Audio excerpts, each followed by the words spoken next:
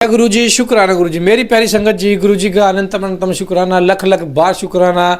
संगत जी, गुरु जी कहते हैं जब तक मैं तुम्हारे साथ हूँ तुम्हें डरने की कोई ज़रूरत नहीं है किसी से भी, किसी भी तरह का। बस तुम अपने कर्म चंगे रखो, किसी की चुगली निंदा मत करो। ये शिव पुराण में भी था कि माता पार्वती के सामने जैसे कि किसी गणों ने भगवान शिव की चुगली की थी तो माता पार्वती ने कहा जितनी पाप तुम्हें नहीं लगा उससे ज़्यादा पाप मुझे लगा, क्योंकि मैंने तुम्हारी ये निंदा सुनी। क्योंकि निंदा सुनोगे तो भी पाप बराबर का ही लगेगा या उससे ज़्यादा भी लग सकता है संगत जी। तो गुरु जी के कितने प्यारे दर्शन हो रहे हैं इस स्वरूप में, इस स्वरूप में सामने पीले चोले वाले में हो रहे हैं। क्योंकि भाई देखो, गुरु जी दर्शन जरूर देंगे अगर आप सच्चे दिल से गुरु जी को सरेंडर करोगे ना, देखना आपकी रक्षा भी करेंगे। आपके घर में 1% भी दुख नहीं रहने देंगे, हर चीज़ का सोल्यूशन करा देंगे, हर चीज़ से आपको मुक्ति दिला देंगे, हर चीज़ से आपको राहत देंगे। आपके घर से नेगेटिविटी, बीमारियां कोई गुरु जी जड़ से मिटा देंगे। होली का त्यौहार आ रहा है संगत जी, बच के रहना, क्योंकि होली पे बहुत ज़्यादा ब्लैक मैजिक होते हैं। हमारा परिवार भी भुगत भोगी है, हमने भी भोगा हुआ है। होली पे बहुत ज़्यादा ब्लैक मैजिक होता है, तो आप सावधान रहिए। गुरु जी के मैसेज हमें भी आ रहे हैं, सावधान हो जा, सावधान हो जा। तो सावधानी बरतिए, बिल्कुल भी इग्नोर मत कीजिए, क्योंकि गुरु जी अगर ये पाठ सुनवा रहे हैं ना तो आपको सावधान करने के लिए सुनवा रहे हैं। तो इस पाठ को इग्नोर मत करना, बहुत ब्लेस पाठ है। और हो सके तो इस पाठ को 21 दिन तक लगातार सुबह शाम जरूर सुनना। जय गुरु जी, शुक्राना गुरु जी। ओम नमः शिवाय, शिव जी सदा सहाय। ओम नमः शिवाय, गुरु जी सदा सहाय। आइए पाठ को शुरू करते हैं। जय गुरु जी। भगवान शंकर का इंद्र रूप धारण करके अपमन्यु के भक्ति भाव की परीक्षा लेना, उन्हें अक्षय सागर आदि देकर बहुत से वर देना और अपना पुत्र मानकर पार्वती के हाथ में सौंपना, कृतार्थ हुए अपमन्यु का अपनी माता के स्थान पर लौटना। तदंतर भगवान विष्णु के अनुरोध करने पर श्री शिव जी ने पहले इंद्र का रूप धारण करके अपमन्यु के पास जाने का विचार किया। फिर सफेद ऐरावत पर आरूढ़ हो स्वयं देवराज इंद्र का शरीर ग्रहण करके भगवान सदाशिव देवता, असुर से तथा बड़े बड़े नागों के साथ अपमन्यु मुनि के तपोवन की ओर चले। उस समय वह ऐरावत दाई सूंड में चवर लेकर सची सहित दिव्य रूप वाले देवराज इंद्र को हवा कर रहा था और बाई सूंड में सफेद छत्र लेकर उन पर लगाए चल रहा था। इंद्र का रूप धारण किए उमा सहित भगवान सदाशिव उस सफेद छत्र से उसी तरह सुशोभित हो रहे थे जैसे उदित हुए पूर्ण चंद्रमंडल से मंदराचल शोभायमान होता है। इस तरह इंद्र के स्वरूप का आश्रय ले परमेश्वर शिव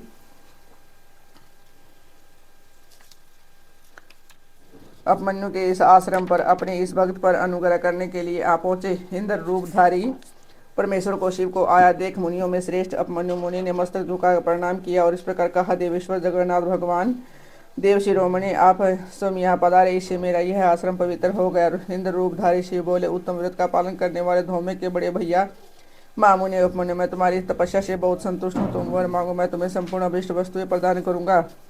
वायु देवता कहते हैं कि उसे हूँ नहीं। इंद्र देव के ऐसा कहने पर उस समय मुनि पर वर अपमन्यु ने हाथ जोड़कर कहा, भगवान मैं भगवान शिव की भक्ति मांगता हूँ।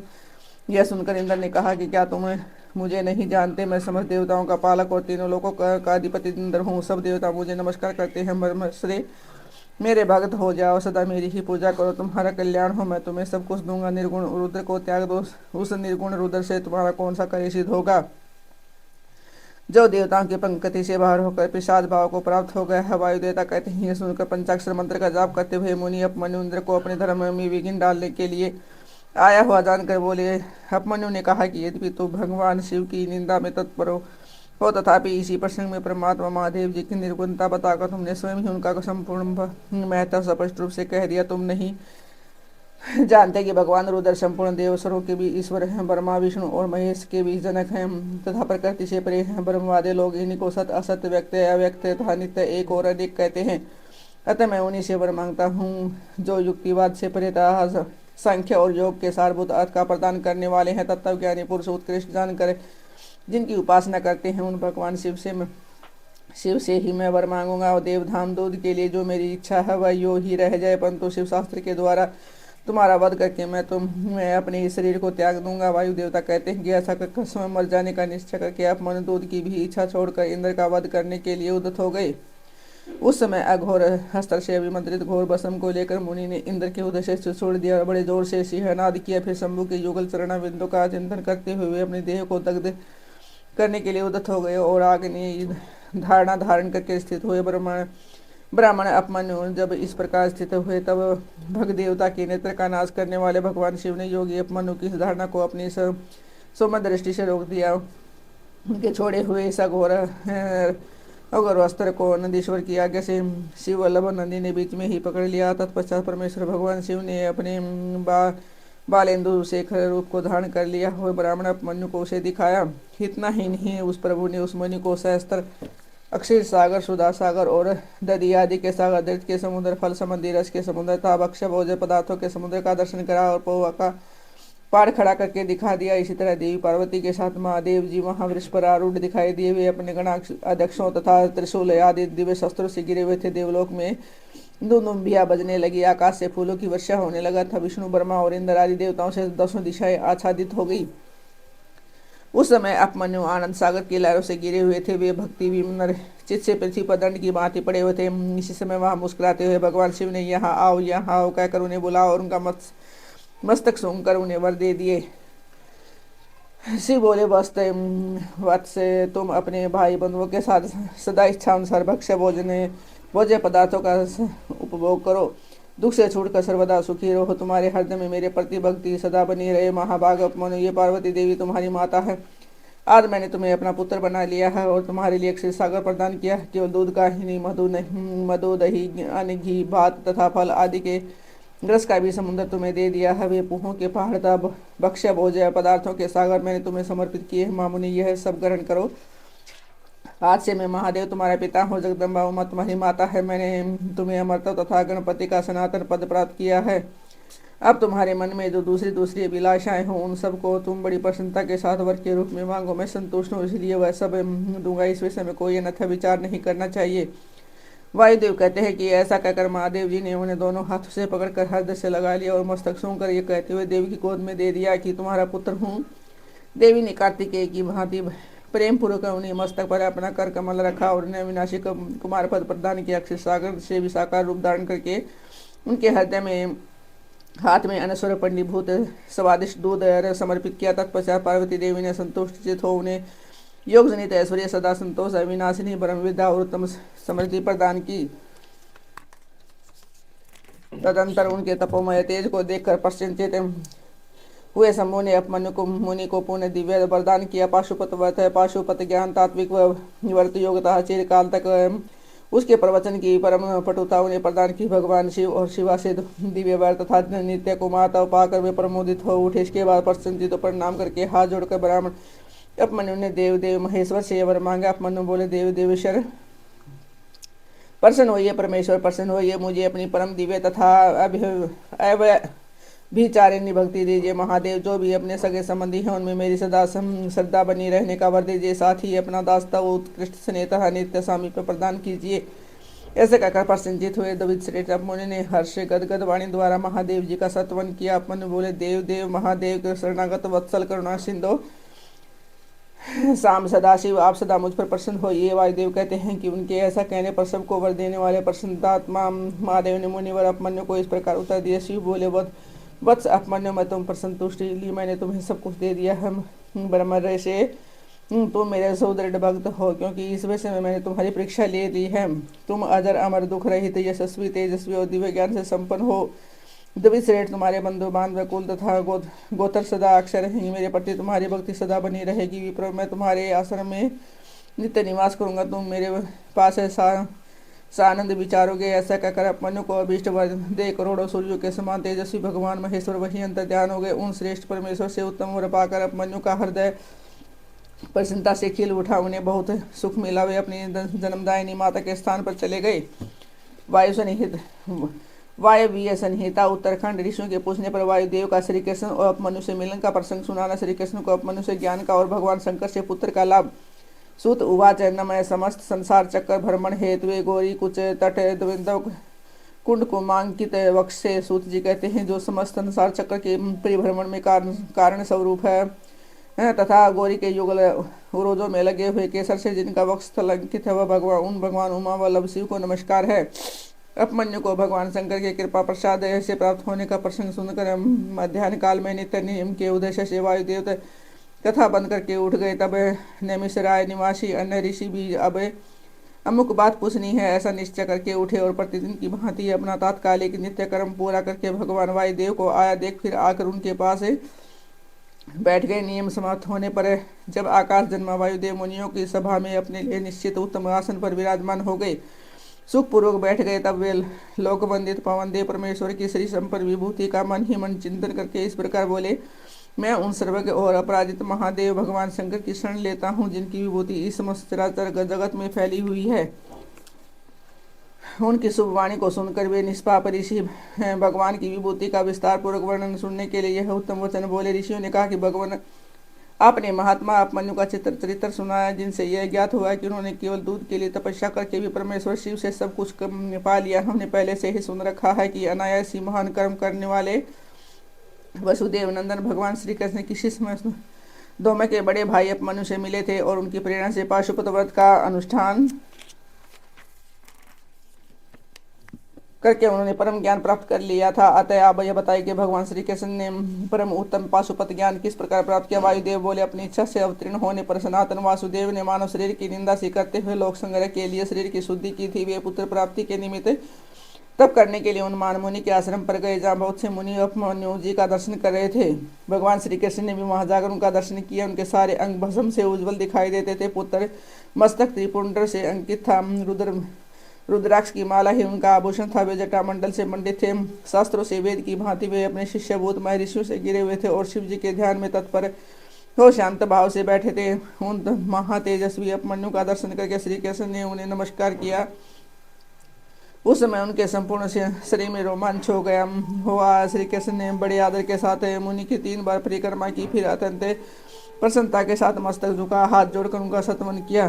तदंतर अपमन्यु ने विधि पूर्वक अग्निरीति भस्म इत्यादि मंत्रों से श्री कृष्ण के शरीर में भस्म लगाकर उन्हें 12 महीने का साक्षात पाशुपत व्रत करवाया। तत्पश्चात मुनि ने उन्हें उत्तम ज्ञान प्रदान किया। उसी समय से उत्तम व्रत का पालन करने वाले संपूर्ण दिव्य पाशुपत मुनि उन श्री कृष्ण को चारों ओर घेर कर उनके पास बैठे रहने लगे। फिर गुरु की आज्ञा से परम शक्तिमान श्री कृष्ण ने पुत्र के लिए शाम शिव की आराधना का उद्देश्य मन में लेकर तपस्या की। उस तपस्या से संतुष्ट हो 1 वर्ष के पश्चात पार्षदों सहित परम ऐश्वर्यशाली परमेश्वर शाम शिव ने उन्हें दर्शन दिया। श्री कृष्ण ने वर देने के लिए प्रकट हुए सुंदर अंग वाले महादेव जी को हाथ जोड़कर प्रणाम किया और उनकी स्तुति भी की। गणों सहित शाम सदाशिव का सत्वन करके श्री कृष्ण ने अपने लिए एक पुत्र प्राप्त किया। वह पुत्र तपस्या से संतुष्ट चित हुए साक्षात शिव ने श्री विष्णु को दिया था। चूंकि शाम शिव ने उन्हें अपना पुत्र प्रदान किया, इसलिए श्री कृष्ण ने जाम्बवती कुमार का नाम शाम ही रखा। इस प्रकार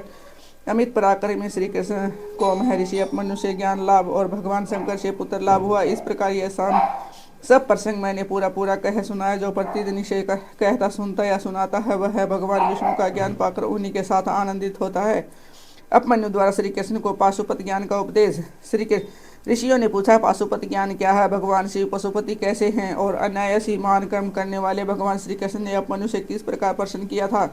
वायुदेव, आप साक्षात शंकर के स्वरूप है, इसलिए ये सब बातें बताइए।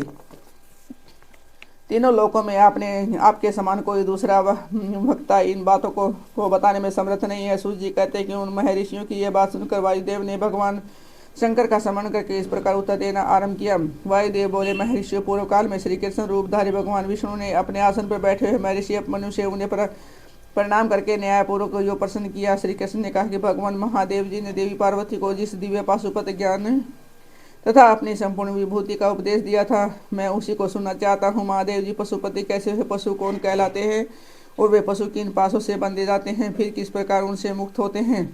महात्मा श्री कृष्ण के इस प्रकार पूछने पर श्रीमान अपमन्यु ने महादेव जी तथा देवी पार्वती को प्रणाम करके उनके प्रश्न के अनुसार उत्तर देना आरंभ किया। अपमन्यु बोले, देवकी नंदन ब्रह्मा जी से लेकर स्थावर पर्यंत जो भी संसार के वंशवर्ती चराचर प्राणी है, वे सब के सब भगवान शिव के पशु कहलाते हैं और उनके पति होने के कारण देवेश्वर शिव को पशुपति कहा गया है। वे पशुपति अपने पशुओं को मल और माया आदि पासों से बांधते हैं और भक्तिपूर्वक उनके द्वारा आराधित होने पर वे स्वयं ही उन्हें उन पासों से मुक्त करते हैं। जो 24 तत्व हैं, वे माया के कार्य एवं गुण हैं, वे ही विषय कहलाते हैं। जीवों को बांधने वाले पास वे ही हैं। इन पासों द्वारा ब्रह्मा से लेकर कीट पर्यंत समस्त पशुओं को बांधकर महेश्वर पशुपति देव उनसे अपना कार्य कराते हैं। उन महेश्वर की आज्ञा से प्रकृति पुरुष चित्त बुद्धि को जन्म देती है। बुद्धि अहंकार को प्रकट करती है तथा अहंकार कल्याणदायी देवादिदेव शिव की आज्ञा से 11 इंद्रियों और 5 तंत्र मात्राओं को उत्पन्न करता है। तन मात्राएं भी उन्हीं माहेश्वर के महान शासन से प्रेरित होकर क्रमशः 5 महाभूतों को उत्पन्न करती हैं। वे सब महाभूत शिव जी की आज्ञा से ब्रह्मा से लेकर तरण पर्यंत देवदारियों के लिए देह की सृष्टि करते हैं। बुद्धि कर्तव्य का निश्चय करती हैं और अहंकार अभिमान करता है। चित्त चेतता और मन संकल्प विकल्प करता है। श्रवण आदि ज्ञान इंद्रिया पृथक पृथक शब्द आदि विषयों को ग्रहण करती हैं। वे महादेव जी की आज्ञा बल से केवल अपने ही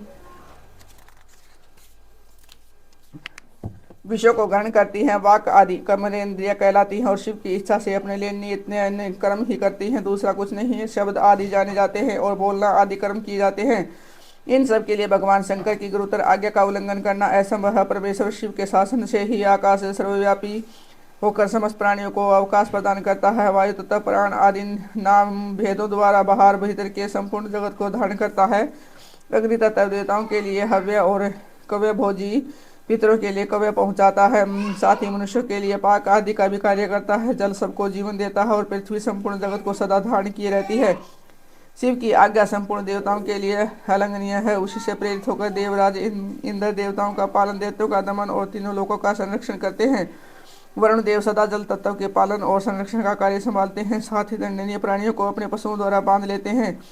धन के स्वामी यक्षराज कुबेर प्राणियों को उनके पुण्य के अनुरूप सदा धन देते हैं और उत्तम बुद्धि वाले पुरुषों को संपत्ति के साथ ज्ञान भी प्रदान करते हैं। ईश्वर असाधु पुरुषों का निग्रह करते हैं तथा शेष शिव की आज्ञा से अपने मस्तक पर पृथ्वी को धारण करते हैं। उन शेष को श्री हरि की तामसी रोदन मूर्ति कहा गया है, जो जगत का प्रलय करने वाली है। ब्रह्मा जी की शिव की ही आज्ञा से संपूर्ण जगत की सृष्टि करते हैं तथा अपनी अन्य मूर्तियों द्वारा पालन तथा संहार का कार्य भी करते हैं। भगवान विष्णु अपनी त्रिविध मूर्तियों द्वारा विश्व का पालन, सर्जन और संहार भी करते हैं। विश्वात्मा भगवान हर भी 3 रूपों में विभक्त हो संपूर्ण जगत का संहार, सृष्टि और रक्षा करते हैं। काल सबको उत्पन्न करता है, वही प्रजा की सृष्टि करता है तथा वही विश्व का पालन करता है। वह सब महाकाल की आज्ञा से प्रेरित होकर ही करता है। भगवान सूर्य उन्हीं की आज्ञा से अपने 3 अंशों द्वारा जगत का पालन करते हैं। अपनी किरणों द्वारा वृष्टि के लिए आदेश देते हैं और स्वयं ही आकाश में मेघ बनकर बरसते हैं। चंद्रभूषण शिव का शासन मानकर ही चंद्रमा औषधियों का पोषण और प्राणियों को आह्लादित करते हैं। साथ ही देवताओं को अपनी अमृतमयी कलाओं का पान करने देते हैं। आदित्य, वसु, रुद्र, अश्विनी कुमार, मृदगण, आकाशचारी ऋषि, सिद्ध, नागगण, मनुष्य, मृग, पशु, पक्षी, कीट आदि स्थावर प्राणी, नदियां, समुद्र, पर्वत, वन, सरोवर, अंगों सहित वेद शास्त्र, मंत्र, वैदिक स्रोत्र और यज्ञ आदि काल अग्नि से लेकर शिव पर्यंत भुवन, उनके अधिपति, असंख्य ब्रह्मांड, उनके आवरण, वर्तमान, भूत और भविष्य, दिशा विदिशाएं, कला आदि काल के विभिन्न भिन्न भेद तथा जो कुछ भी इस जगत में देखा और सुना जाता है वह सब भगवान शंकर की आज्ञा के बल से ही टिका हुआ है। उनकी आज्ञा के बल से ही यहाँ पृथ्वी, पर्वत, मेघ, समुद्र, नक्षत्र, इंद्र आदि देवता, स्थावर, जगम अथवा जड़ और चेतन सबकी स्थिति है। जय गुरु जी, शुक्राना गुरु जी। संगत जी, पाठ में इतनी ब्लेसिंग है, कैसे शिव भगवान ने इंद्र का रूप लेकर परीक्षा ली। तो संगत जी, आपके साथ भी ऐसा हो सकता है, किसी भी रूप में गुरु जी आगे परीक्षा ले सकते हैं। इसलिए कहता हूँ पाठ को एंड तक जरूर सुने। ओम नमः शिवाय। शिव जी सदा सहाय। ओम नमः शिवाय। गुरु जी सदा जरूर हाँ कमेंट करके अपनी हाजिरी जरूर लगाएं। जय गुरु जी, शुक्राना गुरु जी।